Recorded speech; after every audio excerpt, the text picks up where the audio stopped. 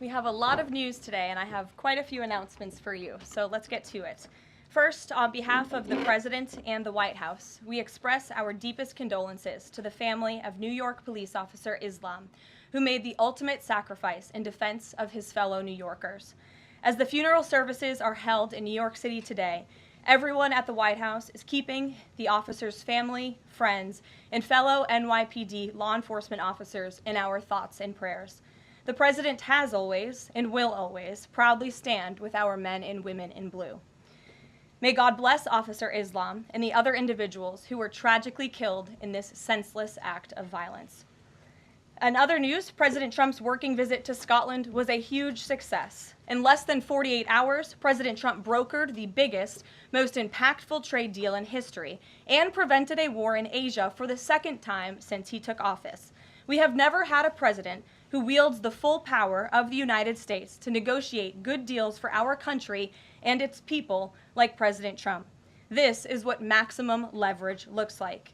On the peace front, President Trump helped deliver an immediate and unconditional ceasefire between Thailand and Cambodia.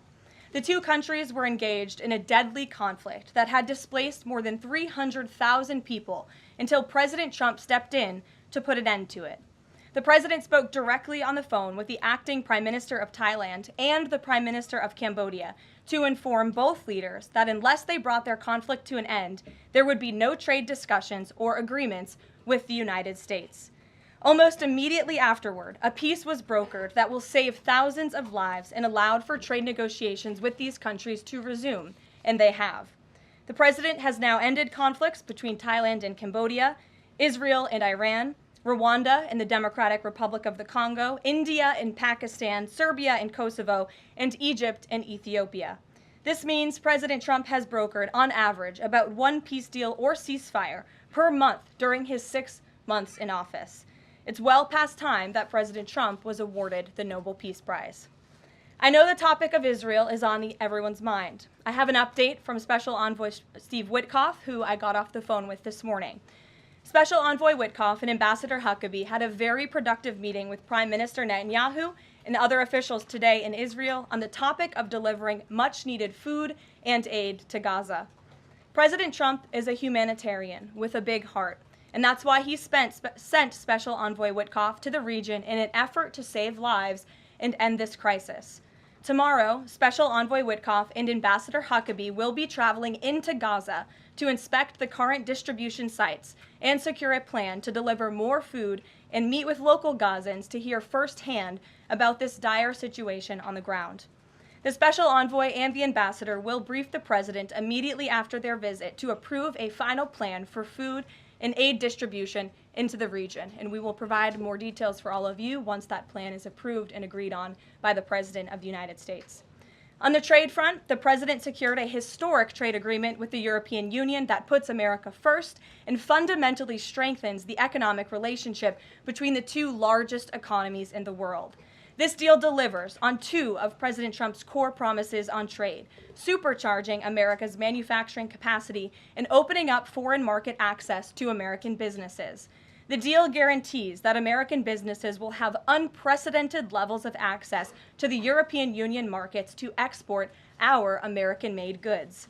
Also, as part of this agreement, the EU will purchase $750 billion in U.S. energy to strengthen our energy dominance, reduce European reliance on adversarial sources, and narrow our trade deficit with the EU.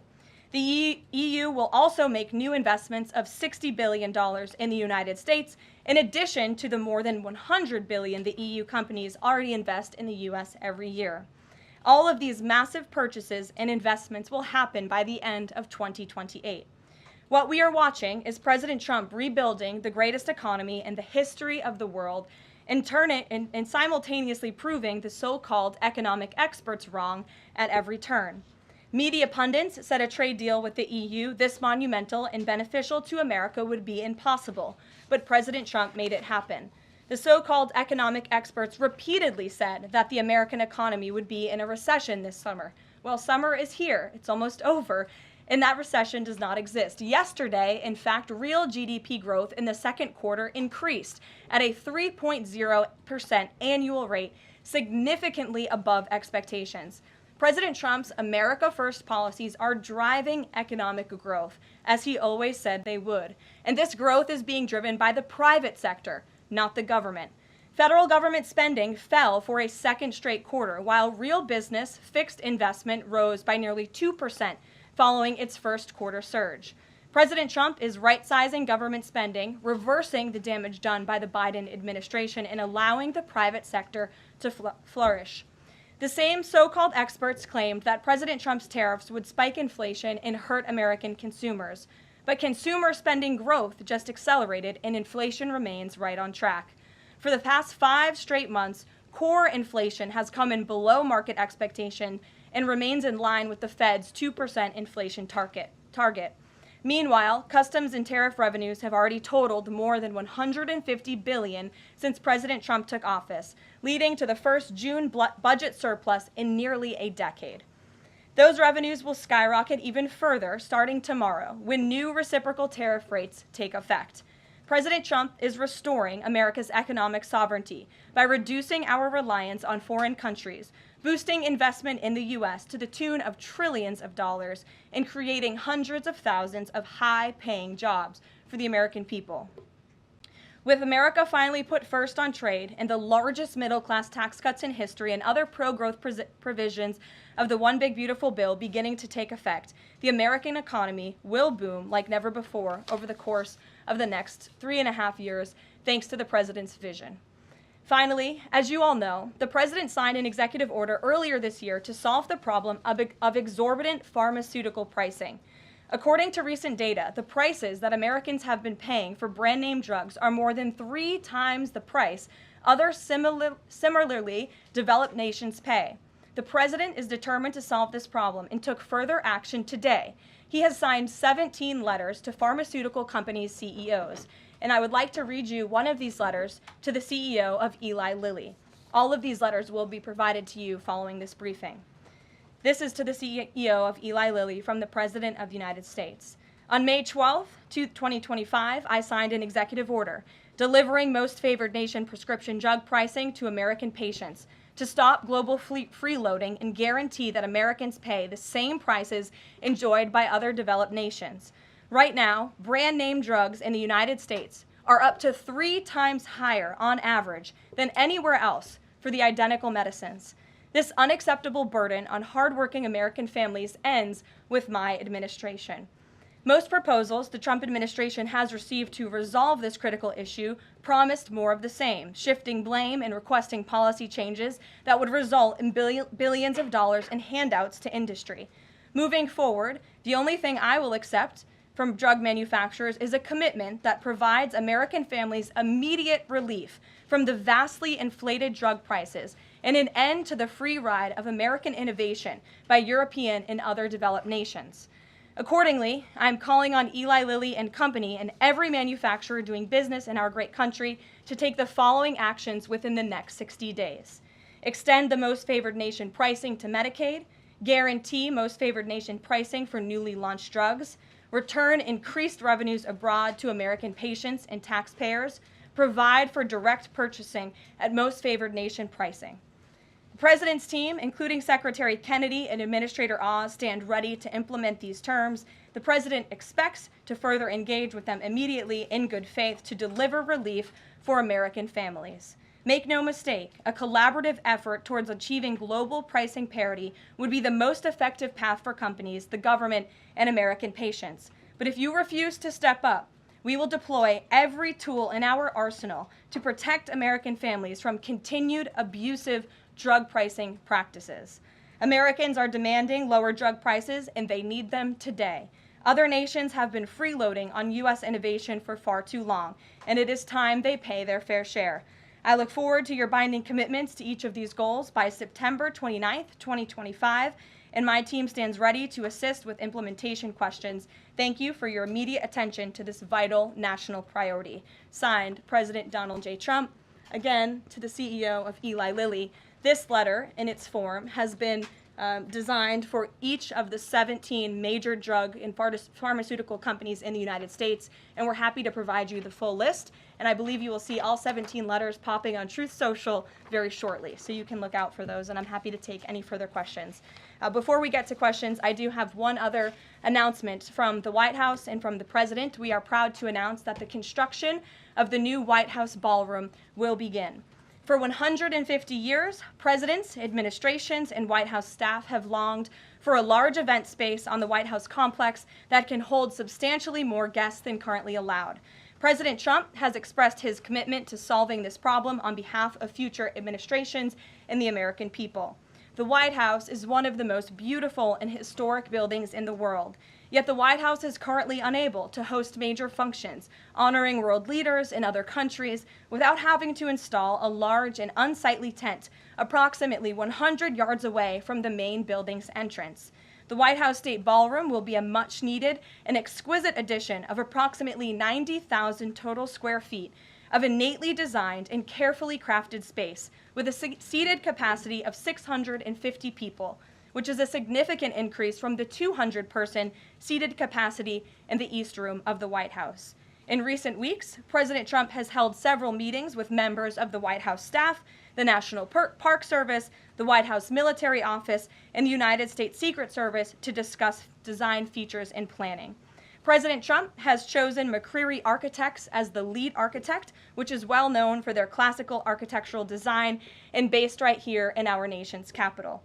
The construction team will be headed by Clark Construction, and the engineering team will be led by AECOM.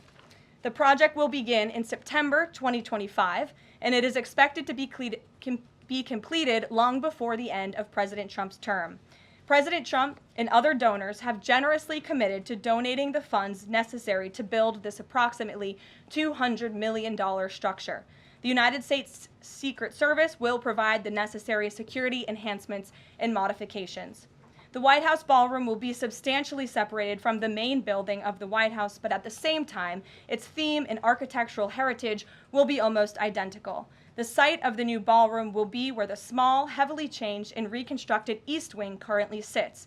The East Wing was constructed in 1902 and has been renovated and changed many times, with a second story added in 1942. White House Chief of Staff Susie Wiles has provided the following statement. President Trump is a builder at heart and has an extraordinary eye for detail. The President and the Trump White House are fully committed to working with the appropriate organizations to preserve the special history of the White House while building a beautiful ballroom that can be enjoyed by future administrations and generations of Americans to come. In the White House, we will continue to provide the American public and all of you in the press with updates on this project at whitehouse.gov/visit. And if you go there shortly, you will be able to see renderings and visuals of what this ballroom will look like, both the exterior and the interior. I have provided some photos for all of you in the room today. This is the interior of the ballroom space. It's quite beautiful. And then this is the exterior of the ballroom space. As you can see, it will come off of the executive mansion as it sits today, and the East Wing will be modernized and renovated. We're happy to answer any further questions on that, Jennifer. Since you're so eager, I will go to you, but first, as always, I want to start with our new media seat, Ben Weingarten. Why don't you go ahead, Ben? Thank you. In light of the release, the declassification of the annex to the Durham report today, beyond any potential prosecutions, the outcomes of which will likely be uncertain, what does the President believe justice for Russiagate ought to entail? Might it include restitution for those whose lives were upended as a consequence of Russiagate, and perhaps a major reorganization of the national security apparatus? Well, I think a major organization of the national security apparatus, at least here at the White House within the National Security Council, has indeed taken place, and the President entrusts his current CIA director, John Ratcliffe, and our ODNI director, Tulsi Gabbard, to make the necessary changes to ensure classified intelligence, especially that could implement or hurt the national security of our country, does not make its way into the hands of irresponsible actors who want to politicize that intelligence for their own end. Since you brought up the declassification report that was put out by Senator Grassley today, I'm glad you brought it up, because this should be a story every outlet in this room should be covering. This is further evidence that Hillary Clinton approved the Russia hoax against President Trump. Her campaign financed it. Again, she approved it. And the FBI and the CIA were both weaponized to, as our director of CIA has said, accelerate this hoax against then candidate and former President Trump. To answer the heart of your question, the president wants to see justice served, and he trusts the Attorney General and the Department of Justice to implement that justice and hold these people accountable. One more question, briefly, Sure. if I may, on a totally different topic. There's been legislation reintroduced in the House and Senate on designating the Muslim Brotherhood as a terrorist organization. The Muslim Brotherhood is considered by many to be the fountainhead of Sunni Islamic supremacism from which Hamas and other groups have spawned, with a nexus to domestic organizations as well. Does the president support designating the Muslim Brotherhood as a terrorist organization? Frankly, I'm not sure because I haven't talked to him, and I would never want to get ahead of the National Security Council on specific designations. It sounds like something this administration would support, but we can get a firm answer for you. How's that? Thank you. Thanks for being here. Jennifer, go ahead. Eager beaver today. How much of the East Wing will be torn down? The entire East Wing or just parts of it? So the East Wing is going to be modernized. The necessary construction will take place. And for those who are housed in the East Wing, including the Office of the First Lady, the White House Military Office, the White House Visitors Offices, those offices will be temporarily relocated while the East Wing is being modernized. And then on Israel-Gaza, there are some reports that negotiations with Hamas might not be continuing. Did you get any updates from Steve Witkoff on that? I did. Special Envoy Witkoff is actively talking with our counterparts in Israel about that, and he wants to give some grace to the president so he can fully brief the president on what he's learning on the ground in both Israel and Gaza. But the president put out a very strong statement on Truth Social this morning, which I'm sure you saw, and he said the quickest way to end this entire conflict, the humanitarian crisis that we've seen, and the crisis in Israel that of course started on October 7th when Hamas brutally kidnapped and raped innocent Israelis, that terrible terrorist attack, is for Hamas to surrender, to release all of the hostages, and to end this conflict. And that's what the president wants to see. He's made that very clear. But the special envoy will be in Gaza tomorrow, as I shared with you previously. Josh. Can you give us a little more clarity on the tariff timing? You said that the reciprocals will take effect tomorrow. Yes. Does that include the new auto rates, for instance, on Japan, Korea, the EU? Is this all coming effective tomorrow? So some of the countries you just mentioned, Japan, South Korea, they have bespoke trade deals that the president cut, which, just to backtrack for a second, Josh, we promised that the president would negotiate with countries all around the world to cut tailor-made trade deals depending on those countries' challenges, how badly they've ripped off the United States of America and our manufacturing industry and our workforce in the past. And he has done that. Of our 18 major trading partners, 2/3 of those trading partners have a deal. We've sent out 17 letters to countries around the world. And the rest of those countries that either do not have a deal or have a letter, they will be hearing from this administration by the midnight deadline tonight. So yes, tomorrow, August 1st, the reciprocal rates will be going into effect. If more deals are cut between now and midnight, I will never count out the president. You've seen him do it before. He cut 3 deals in one day very recently. So we'll see what happens. I do know foreign leaders are ringing his phone, realizing this deadline is a real thing for them tomorrow, and they're bringing offers to the table. And we're reporting that the president wants to meet David Solomon of Goldman Sachs today. Can you say what they'll discuss, if anything, in that meeting? I won't discuss the president's private meetings from this podium, and it hasn't taken place yet unless he gives me liberty to do so. And finally, have you talked with the president about his position on the stock trading ban bill before Congress? He obviously had pretty loaded comments about Senator Hawley. There's some reporting that they've since spoken. What is his position on the current status of that bill? The president has spoken to Senator Hawley, who called him, and the president took that call. As the president said in the Roosevelt Room yesterday, conceptually, he of course supports the idea of ensuring that members of Congress and United States senators who are here for public service cannot enrich themselves. And the reason that this idea to put a ban on stock trading for members of Congress is even a thing is because of Nancy Pelosi. I mean, she is rightfully criticized because she makes, I think, $174,000 a year, yet she has a net worth of approximately $413 million. In 2024, Nancy Pelosi's stock portfolio, this was a fascinating statistic to me, grew 70% in 1 year in 2024, and her portfolio outperformed every single large hedge fund in that same year and even more than doubled the returns of Warren Buffett's Berkshire Hathaway. So I think the president stands with the American people on this. He doesn't want to see people like Nancy Pelosi enriching themselves off of public service and ripping off their constituents in the process. As for the mechanics of the legislation and how it will move forward, the White House continues to be in discussions with our friends on Capitol Hill.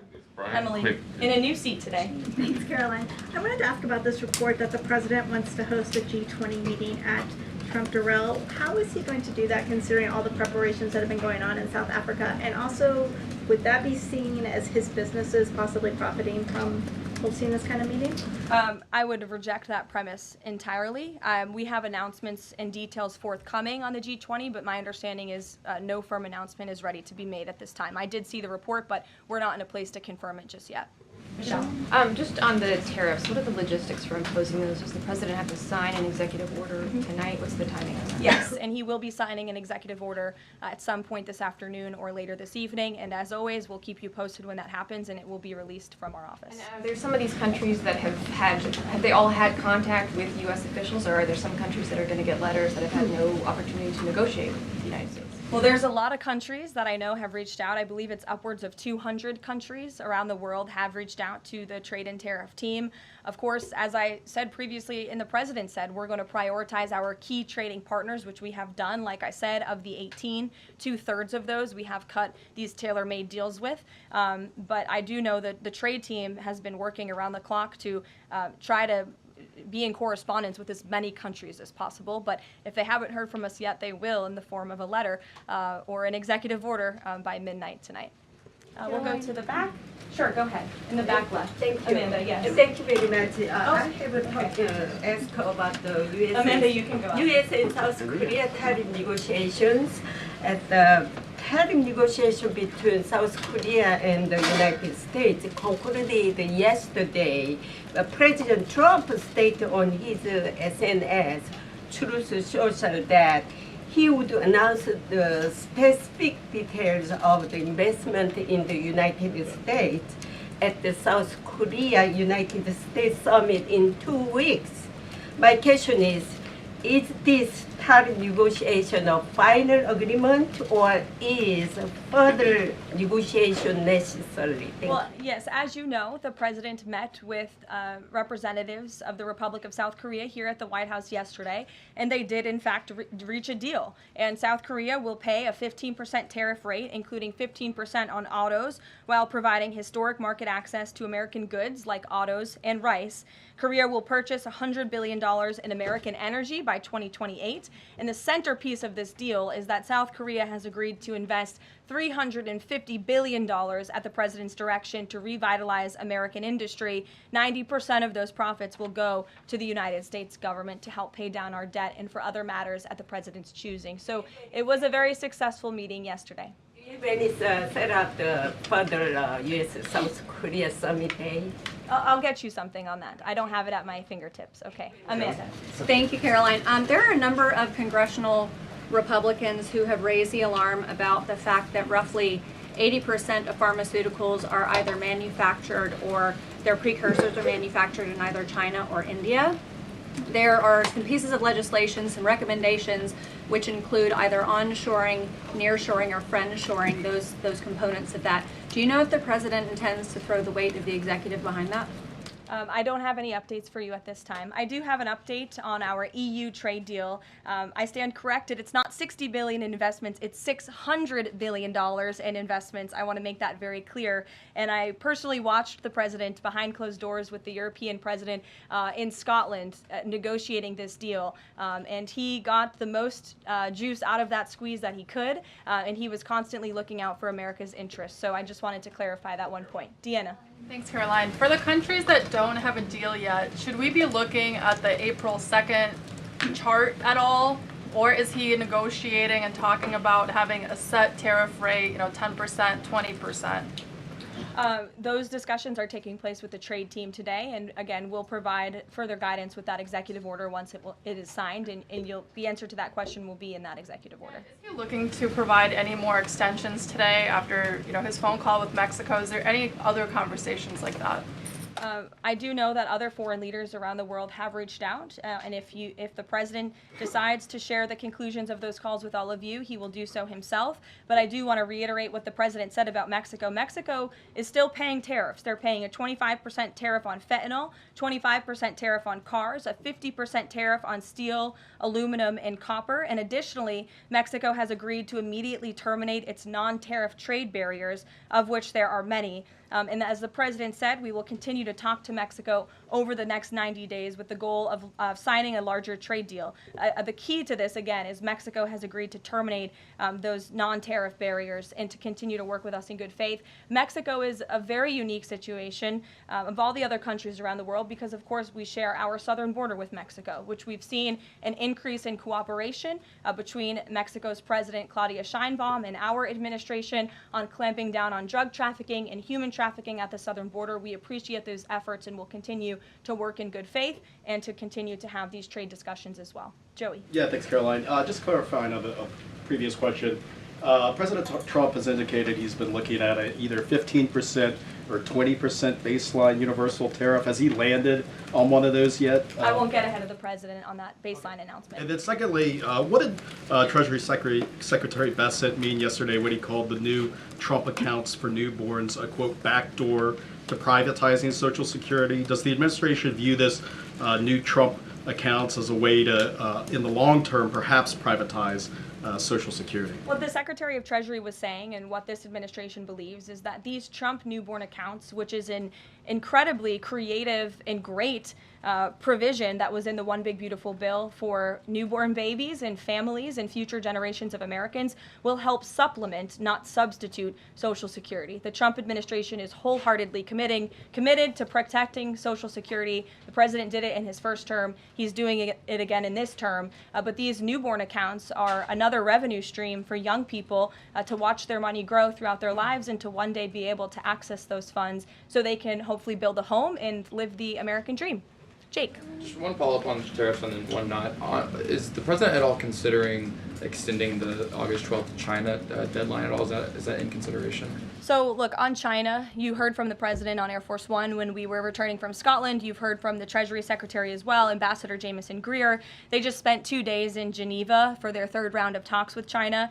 And the current policy, the current trade program that we have going with China right now as it stands will decrease our deficit by $5 billion this year. So we are moving in the right direction when it comes to China. And Secretary Bessent and Ambassador Greer continue to be in direct communication with our Chinese counterparts. But is the deadline, is it extension on the table potentially from the August 12th deadline as it stands? I don't think so, but I'll let the Secretary of Treasury speak on that because he's leading these negotiations. Reagan, go ahead. Thanks, Caroline.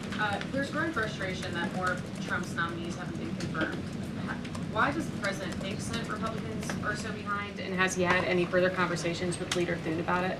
The president has had many conversations with his friends in the United States Senate about advancing his nominees, his judicial nominees through this process. It is critical that we get these good attorneys in these positions so that we can end the weaponization of justice, so we can have true law and order in our country. It's unfortunate the Democrats are playing political games, but the president has made it clear to Senate Republicans they need to do everything in their power to advance the president's nominees as well.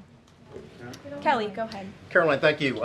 2 questions real quickly. Sure. Nigeria. Congressman Chris Smith, Republican from New Jersey, is calling upon the President of the United States to do something in terms of imposing perhaps sanctions on Nigeria for the persecution of Christians living in the northern part of Nigeria by radical Islamic groups. Has he contacted the President yet? And do you know if there's any action that the President will take? I'm not tracking a call between the president and the head of Nigeria. I know the president wholeheartedly condemns the persecution of Christians or, frankly, of people of any faith all over the world, but I don't have any updates for you in terms of sanctions in this part of the world. My second question, Caroline, deals with immigration here in America. As you know, a lot of deportation has been going on. ICE has been going after violent criminals that are here illegally, and rightly so. In the midst of that, there are some evangelical pastors who are stating that it may have gone to a point of being indiscriminate and actually getting innocent people, like members of the clergy. Has the president and has ICE looked at that to see how they can actually go after those violent criminals, but also make sure that members of the clergy are still not being deported? Well, look, the administration has always maintained the position that anyone who illegally crosses our nation's borders is subject to deportation. That's just the law of the land, and we must be a nation that enforces our laws. But the priority from ICE, of course, is to deport, detain, arrest, and remove violent illegal aliens and criminals from our country. And they have been doing that at the rate of thousands of illegal violent criminals every single week, especially in Democrat-run sanctuary cities where these illegal violent criminals have been given a safe haven and have essentially been immune from our nation's laws under the previous administration. That's not happening anymore because of this president and Secretary Noem in the Department of Homeland Security. And we are going to be a nation of laws. And as we've said repeatedly, if you came here illegally, you are subject to deportation. But the priority are those public safety threats that we must remove from our communities. Thank you so much, Caroline. Two questions. So what Hamas hardens its position and Israel provides aid? Do you have any new information on the hostages that need aid too? And second question, we heard President Trump criticize President Macron and Prime Minister Starmer for their statement about recognizing a Palestinian state. What is the president's position on recognizing a Palestinian state, and will he recognize Israeli sovereignty in Judea and Samaria? I can answer both of those questions for you. On the second question about a Palestinian state, the president expressed his displeasure and his disagreement with the leaders of France, the United Kingdom, and Canada. He feels as though that's rewarding Hamas at a time where Hamas is the true impediment to a ceasefire and to the release of all of the hostages. So to your first question, the president wants to see all of the hostages released. He cares deeply about this. He has met with many of the former hostages, many of the families of those who have loved ones who are still being held hostage in Gaza. I have met with them too. It is absolutely devastating what these poor people have been through, and the president is always thinking about them, and that's why he's designated his special envoy, Steve Witkoff, who's doing a tremendous job to release the hostages and to end this conflict. But the president has always said the last remaining hostages, now there are 20 living hostages in Gaza, will always be the hardest because Hamas is unfortunately using these innocent people as bargaining chips. But nevertheless, we are committed to seeing this come to an end.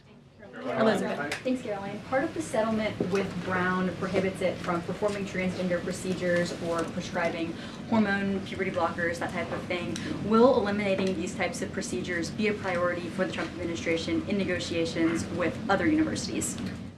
I can tell you that ending the chemical castration of children in our country is a priority of this administration. We've talked to many of these universities about it, but the president has also taken very strong action to cut off the funding for any medical institution in this country that provides those barbaric procedures. The Brown University agreement, since you brought it up, is yet another win to root out anti-Semitic behavior on our nation's college campuses and unlawful racial discrimination. Brown has agreed to no longer allow unlawful racial discrimination in admissions or university programming. They have agreed to provide access to all relevant data and information to